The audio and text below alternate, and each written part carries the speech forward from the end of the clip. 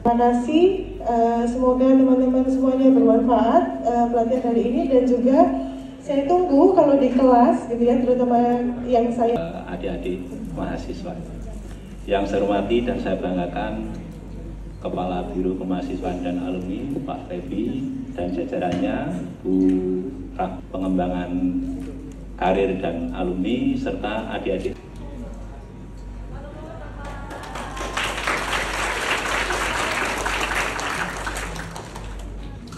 Kita inginkan sudah berbicara hadir untuk memfasilitasi siapa saja apapun latar belakang. Communication, community, empowerment, practices, and growth. Bersama Sinergi Bicara. Oh, semangatnya luar biasa. Assalamualaikum warahmatullahi wabarakatuh. Salam sejahtera. Shalom semua. Paket komplit karena Indonesia begitu kaya, sekaya kampus merah putih. Boleh beri tepuk tangan buat kita? Paling pintar ngambil hati ya. Hadapan Kepala Biro Kemahasiswaan dan Alumni bukan hal yang mudah. Di hadapan Bu Rahma bukan hal yang mudah. Di hadapan teman-teman sesama mahasiswa S1 dan S2 juga bukan hal yang mudah. Butuh nyali. Itu karena dia banyak referensi bacaan. Betul? Betul. Pertanyaan yang sama. Pernah nggak Anda mendapati seorang pembicara hebat yang sama sekali nggak mau mendengarkan audiensnya? Nggak ada. Nggak ada. Saya paling suka, Mas sabar ya. Jadi lihat situasi, kondisi, tipe event. Nah, hari ini saya sengaja mendekat ke teman-teman. Tujuannya apa? Biar tetap merasa dirangkul secara fisik. Mohon maaf, kita bakal mohrin. Kebetulan yang aku tunjuk laki-laki ganteng di sudut tuh. Hai Mas. Hai. Sebagus kita. Dan tetap kita juga belum tentu sebagus dia. Walaupun pakai bahasa Indonesia. Aduh, kacau. Oke.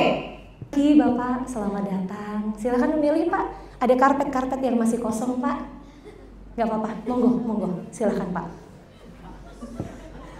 Ini kebiasaan saya kalau di kampus ya. Saya juga ngajar di kampus. Kalau ada yang datang, sekalian saya jadikan pusat perhatian. Biar apa? Biar kapok. Nggak datang terlambat lagi. Nggak, bercanda. Malu kalau datang terlambat, udah pelan-pelan gini. Terus pembicaranya notice, ya kan, dosennya notice, berasa. Tapi karena di kampus ini saya berasa pulang ke rumah ya. Saya adopsi. Teman-teman bilang semua strategi itu penting untuk bisa menjadikan seorang pembicara menarik di hadapan audiens. Ada satu hal yang teman-teman belum sebutkan. Self-confidence, pemahaman materi, ekspresi, gestur bahasa tubuh, vokalisasi, penguasaan panggung. Ada satu hal yang teman-teman belum sebut. Kenapa seorang Molly Wright tampil begitu menawan di hadapan kita? Dan saya sengaja tidak menyertakan subtitle translasi dalam bahasa Indonesia. Karena tujuan saya adalah teman-teman lihat ekspresi dan emosi yang muncul. Saya bisa pastikan kalau ada subtitle, Anda akan cenderung baca. Otak manusia didesain kalau ada tulisan dan gambar itu prefer baca tulisan. Kecuali Anda individu yang otaknya bekerja kanan banget. Sementara kita dari kecil sekolah, kita dibikin untuk bisa seimbang kiri dan kanan. Jadi kalau ada tulisan dan gambar, kita akan cenderung lihat tulisan dulu sebelum melihat gambar bergerak. Pasti. Itulah alasan kenapa saya nggak memunculkan translasi. Selain kita belajar bareng-bareng. Pesan utamanya apa sih? Walaupun mungkin nilai TOEFL nggak tinggi-tinggi banget, tapi dengan alat bantu visual, social eksperimen yang dihadirkan, kita jadi ngerti. 7 menit tadi tuh Molly Wright ngomong apa aja kita ngerti, bener kan? Dan itulah yang disebut konteks. Jadi yang disajikan bukan hanya pesan, teks itu sendiri, tapi juga konteks. Hal-hal yang melingkupi yang ada di sekitar konteks. Berdiri? Jam 10 pas? Oke, boleh berdiri, maaf. Aku berdiri jadi pandu ibuku, Indonesia kebangsaanku. Paling jago kan bibirnya, cuman belum sebut dari performance Molly Wright. Kenapa Anda nyaman nonton walaupun bahasa Inggris bukan bahasa ibu Anda dari awal sampai akhir. Selain karena situasi ruangan yang kami kondisikan, lampu kami bikin remang atau gelap, teman-teman bisa fokus ke layar. Apa kira-kira? Kenapa Anda bisa nyaman menyaksikan performance Molly Wright? 0 sampai 5 nilai performance Molly berapa? 10, udah bukan lagi 5. Wah people ya, umur 7 tahun itu aku ngapain waktu itu? Aku masih ngompol. Ini dia di atas panggung tanpa ngompol. Iya kan? Kelas 1 SD loh anak zaman sekarang, 7 tahun, zaman aku dulu 7 tahun kelas 2 SD. Ini anak luar biasa. Apa kira-kira yang bikin Anda nyaman menyaksikan performance Molly Wright selama 7 menit presentasi tentang betapa Peekaboo Ciluba bisa mengubah dunia? Apa kira-kira? Yes. Rasa penasaran, saya kunci. Ada lagi? Butuh engagement. Butuh engagement. Engagement sama siapa? Sama Molly. Dia ini baru datang, dia langsung tahu. Emang tadi nonton di YouTube videonya? Enggak sih, cuma paham. Oh, hebat. Apa? Insight. Insight. Oh, sip. Penasaran, berujung, butuh insight, engagement. Apa lagi? Kenapa Anda nyaman? Yes. Penyertaan gambar, pemberian bukti secara langsung, sehingga tidak ada kesan menggurui, karena yang disajikan adalah sebuah fakta realita. Apalagi?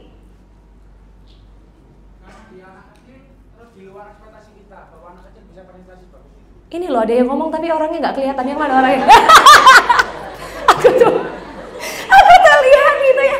Tak lihat yang di kursi, mana yang bibirnya komat kamit sebanyak ini dalam waktu yang sama, sedetik 2 detik, masih nggak ketemu. Ternyata kesembunyi di balik ini. Apa tadi? Tolong diceritakan lagi. Karena anak kecil. Terus di luar ekspektasi kita bahwa anak kecil bisa presentasi bagus. Yes. Karena dia anak kecil dan melebihi ekspektasi, performanya sebagus itu. Dia sama Anda lebih bagus mana presentasinya? Sama. Aku juga nggak bagus-bagus banget kok, kita sama kok. Sama-sama. Ada lagi? Ada satu hal yang belum Anda sebutkan. Kenapa Anda bisa nyaman melihat performance-nya? Karena satu, Molly Wright tampil di hadapan Anda dengan nyaman. Semua tadi itu jawaban benar, tapi Anda lupa. Gak mungkin jawaban itu bisa bikin Anda nyaman kalau pembicaranya gak nyaman tampil di hadapan Anda. Tahu nggak ciri pembicara yang nggak nyaman itu seperti apa? Ya, lebih banyak lihat ke bawah atau cari cicak biasanya. Biasanya kadang, oh merem. Misi mas, itu beda situasi kalau itu. Bisa jadi memang merem, memang merem. Harus nyaman. Dan kenapa Molly Wright nyaman? Nyambung sama penguasaan materi. Karena dia concern pada isu itu. Dia peduli. Dia sendiri juga melakukan observasi dan melakukan riset. Gak mungkin materi sebagus ini mau disiapin sematang apa oleh orang lain, dikasih ke dia, kalau dia gak punya concern terhadap isu yang sama. Gak mungkin semenarik itu performance-nya. Iya Pak, iya. Iya aja deh paling aman. Iya. Gak mungkin. Jadi satu, Molly Wright berangkat dari misi untuk berbagi informasi. Dia punya kegelisahan terhadap suatu isu di mana dia melihat tidak semua anak mati gaya. Ngapain? Anda sebagai audiens, gimana cara memposisikannya? Bayangkan Anda bertemu dengan seorang pembicara yang menyampaikan pesan yang pembicara itu sudah siapkan. Dan Anda bilang, bagian ini gak menarik, ini gak usah panjang-panjang nih, ini cukup 30 detik aja. Selebihnya bisa 5 menit, materi yang materi ini bikin orang dapat insight baru, dan seterusnya. Posisikan diri Anda sebagai audiens. Kalau Anda belum memposisikan diri sebagai audiens, Anda gak akan bisa mencapai standar yang Anda bikin sendiri. Wong standarnya aja gak dibikin. Atau kalaupun dibikin, diabaikan. Yes? Sekarang kita definisikan, pembicara yang menawan menurut Anda adalah pembicara yang satu. Menarik apa? Harus ada turunannya. Menarik itu abstrak. Penampilannya secara visual. Oke, sip, kita kunci. Secara visual, penampilannya menarik. Walaupun sebetulnya praktek public speaking ada yang sifatnya hanya secara audio, podcast, radio, betul? Berarti harus, iya mas, kamu udah sarapan, makanya datangnya agak siang dikit. Iya, aku ngerti. Menarik secara audio, berarti yang harus diperkuat adalah vokalisasi. Kalau Anda cuma muncul di ruang dengar, ruang visualnya nggak muncul. Oke, kita turunkan ya. Kata menarik itu nggak cuma penampilan, memanjakan visual pandangan audiens, tapi juga menarik secara audio. Selamat pagi teman-teman, apa kabar? Selamat pagi teman-teman, apa kabar? Oke, itu dua tipe audio yang berbeda. Mana yang bikin orang tertarik buat jawab? Tipe audio yang kedua. Tipe audio yang pertama diabaikan. Kalau mau ke toilet nggak apa-apa loh, kayaknya udah berdiri mau turun tapi susah, nggak ya? Dia langsung gitu. Lah dia habis duduk, dia nggak kelihatan aku, dia berdiri. Aku kira mau ke restroom. Aku tanya mau ke restroom, dia lihat belakang. Oh nggak ada orang. Kamu kok lucu sih? Hai, kamu. Yes you. Hai.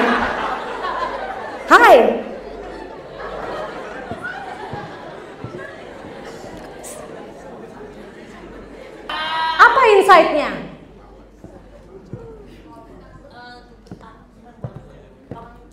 Kayak gini nih yang aku pengen datang ke sana nih. Kepo aku, nggak bisa aku kayak gini, aku anggurin. Udah duduk, permisi ya, udah duduk. Fokus banget. Kamu nggak usah tegang, bukan kamu targetku hari ini. Kamu biasa aja, kamu juga biasa aja, bukan kamu targetku. Halo. Halo, siapa namanya? Tejo. Hai Kak Tejo. Halo, siapa namamu? Boleh dipegang dulu. Kamu kuliah juga mahasiswa hukum Untak. Cita-cita jadi apa? Kenapa kok tertarik kuliah hukum di Untak? Ini mikrofonnya nyala kok. Ini bolpennya aku pegang dulu, bukunya aku pegang, terus kamu pegang mikrofon. Yes. Itu sudah on. Coba diarahkan ke dekat bibir. Halo.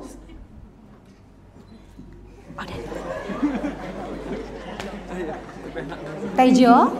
Ya, kenapa kuliah hukum? Apa yang jadi cita-citamu?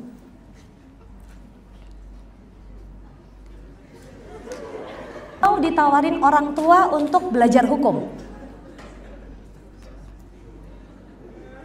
Soalnya aku belajar hukum saya nanti dipersiapkan ke tempat asalku. Di mana asalmu? Di Kalimantan. Kalimantan mana? Timur. Kalimantan Timur. Kalimantan Timur. Samarinda? Oh, asli Samarinda? Bicara. Permisi. Ini bener-bener dia serius nyatet semua omonganku tadi. Keren banget. Kamu pembelajar yang hebat. Salut. Thank you. Boleh nggak aku minta tos? High five please. Lebih kuat lagi. Sedikit lagi lebih kuat. Thank you Tejo. Tepuk tangan buat Tejo. Dari buku andal dari Untak Surabaya. Oh iya diambil bolpennya. Kenapa? Iya ini betul. Ini adalah kenapa? Ini? Oh ini mikrofon aku karena teman-teman itu rekam video pakai handphone. Jadi ini sebetulnya supaya suaraku muncul di rekaman HP. Ini memang cara kerjanya gimana? Iya betul, dia terhubung secara wireless. Aku nggak bisa jelasin, yang paham anak teknik.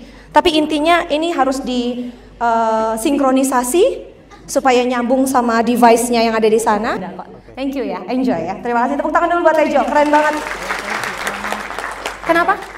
Aku lupa nama. Oh namaku. Tanda tangan sekalian. Kamu perlu aku tanda tangan nggak? Perlu. Buat bukti kehadiran hari ini ya. Nanti kalau orang tua nanyain ya.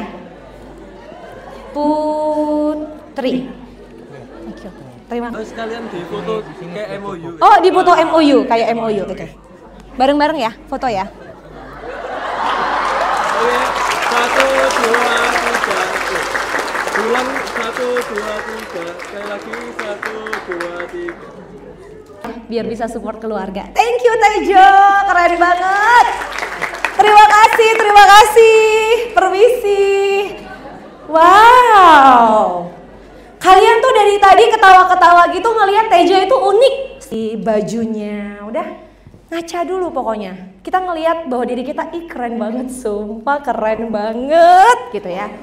Harus punya itu untuk membangun self confidence, kepercayaan diri. Nah kalau udah, misalnya ada yang nggak beres nih apa ya, aduh kok anting ini bikin nggak nyaman, anting ini terlalu gede, atau aduh ternyata beltnya kurang cocok sama baju ini, udah lepas aja. Jangan pakai sesuatu yang bikin kalian ngerasa ketika orang lihat kalian ada yang salah ya, ada cabai nyelip di gigi ya. Nah jangan seperti itu ya. Satu, Anda nyaman secara visual, oke? Yang kedua, yang sering kali dihadapi ketika pembicara akan tampil adalah rasa nervous atau grogi. Kenapa seseorang nervous atau grogi? Sumbernya adalah nafas yang tidak terkontrol, gerakan yang tidak bisa Anda kontrol. Untuk itu tubuh Anda harus rileks. Mulai dari latihan pernafasan. Mau tahu latihan pernafasan ala aku? Oke. Pasrah banget ya bilangnya mau. Baik, kita coba. Pertama, tangan kiri pegang perut, persis di depan pusar. Oke, apakah sudah sarapan? Masalah Anda. Kenapa belum sarapan sebelum ketemu saya di sini ya? Oke, sudah. Sekarang coba bernafas dengan cara pernafasan diafragma atau perut, alias nafasnya dihirup lewat hidung, disimpan di area perut, baru kemudian dihembuskan lewat mulut pelan sekali. Gimana caranya? Coba tarik. Hei, yang dadanya masih, itu nafas dada untuk pernafasan pembicara. Sama persis kayak anak yang ikut choir atau paduan suara, olah vokal. Oke, sekarang kita tarik nafas. Pinter. Pasti pada nggak nafas ya, biar nggak ketahuan dadanya ya. Coba perutnya ngembang, good. Tahan 1, 2, 3 hitungan. Lalu kemudian hembuskan pelan-pelan lewat mulut.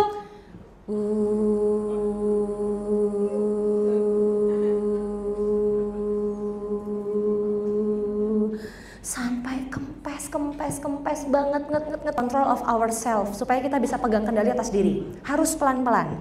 Jadi yang tadinya Anda tegang, tarik nafas. Rasakan, ini kayak orang meditasi sebenarnya, olah nafas. Tahan 3 detik, 1, 2, 3, hembuskan lewat mulut.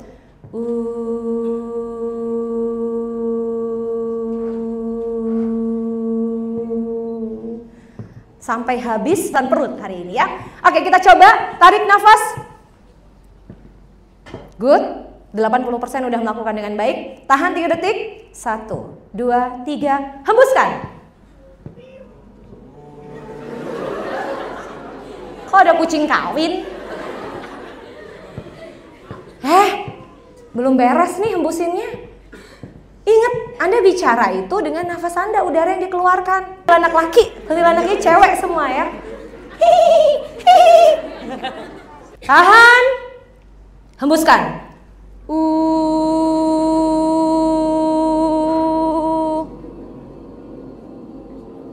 Sampai benar-benar habis. Bagus banget nih, serius. Good. Ih, Pak Febri jago.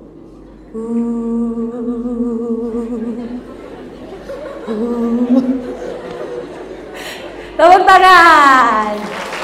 Kanan. O A I U E O. Tahan. Gampang ya? Kenapa harus jelas? Dengan Anda mengucapkan vokal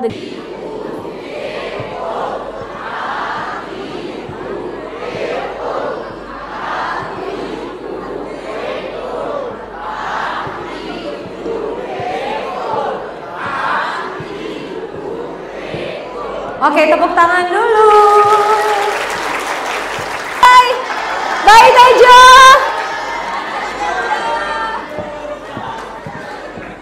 Jam 11 dia udah ada janji, nggak mungkin ninggalin agenda. Angkat tangan.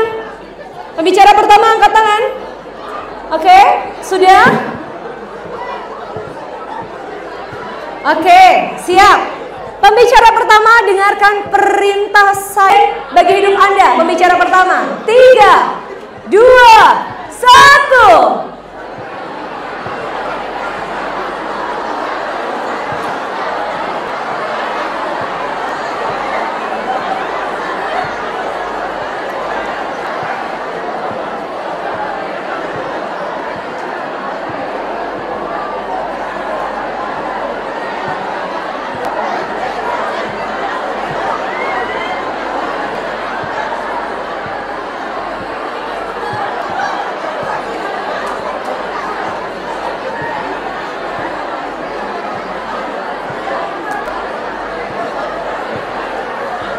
Lima detik.